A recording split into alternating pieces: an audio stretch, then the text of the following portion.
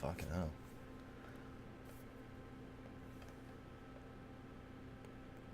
Greetings, old gods. This is Hex. So I've noticed an interest about how my role analysis sheet works, and exactly how long it takes to make something like this. Well, I'm going to try to answer those questions today. First thing, how long it takes? Well, that's kind of a complicated answer. It depends on really what I want to do with this. So for this version of the role analysis, this is version 2.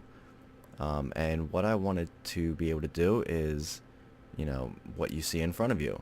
I wanted to analyze all the criticals and the average rolls of all the players and have their names displayed here with the details underneath of it. And I wanted to, include party experience with the details and, highlights for players, death rolls, legendary rolls, and then here in the middle, I wanted to, the general overall data, most roll numbers, overall average roll, total rolls, that kind of stuff. And then I also wanted to include player-specific data as well, and that's where this area here comes into play.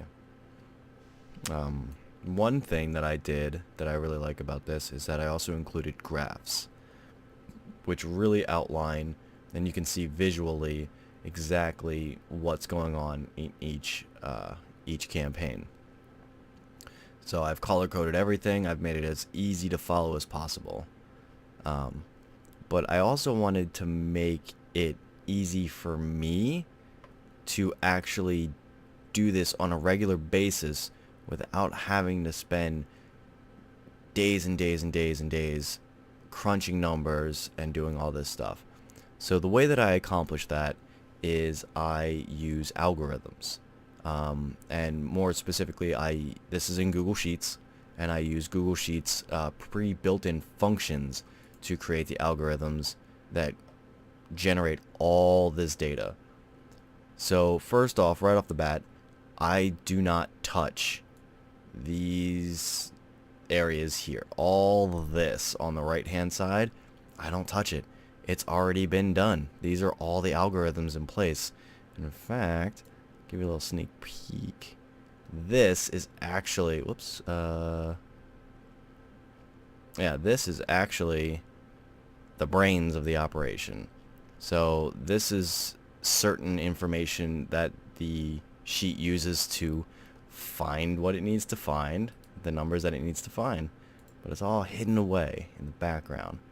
And over here, this is actually where I record some key information before I actually put it in to the pretty areas, the areas of the spreadsheet that I've prettified, made look nice. This is literally just the brains of the operation right here.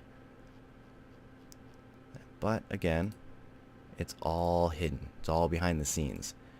Now, spoiler alert, you can actually view that anytime you want. You just got to go up here, and if you see these little arrows here, just click on them, and it'll open right up for you. I'm pretty sure. Even though it's set locked to me, you'll be able to view them. You just can't edit them. So I got some certain, hidden columns here that just allow me to do things and just make it all pretty without bogging down all the stuff with the ugly arithmetic. So anyway, all of these columns, these are actually not numbers that I've written down. These are calculated by the system dynamically. And you can tell that because up here, you'll see that instead of it just being, so for instance, this cell says 9. But up here, this is actually what the cell contains. This is a function that will look through all this data here, which is the only columns that I actually change.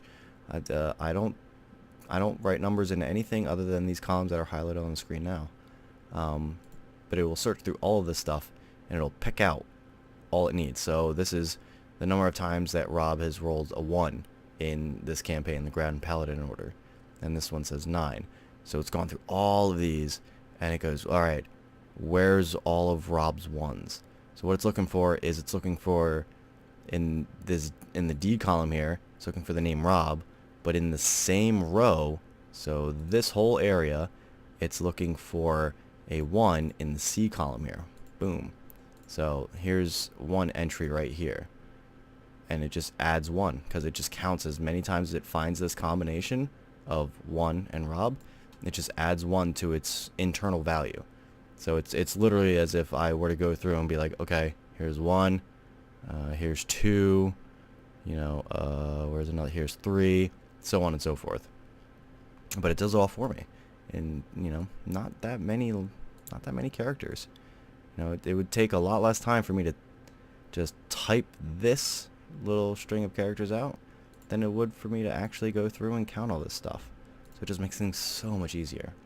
And even the name of the campaign, I don't type into this little area here. I take it from the player sheet, which contains all the campaign names and all the player names. And actually, that being said,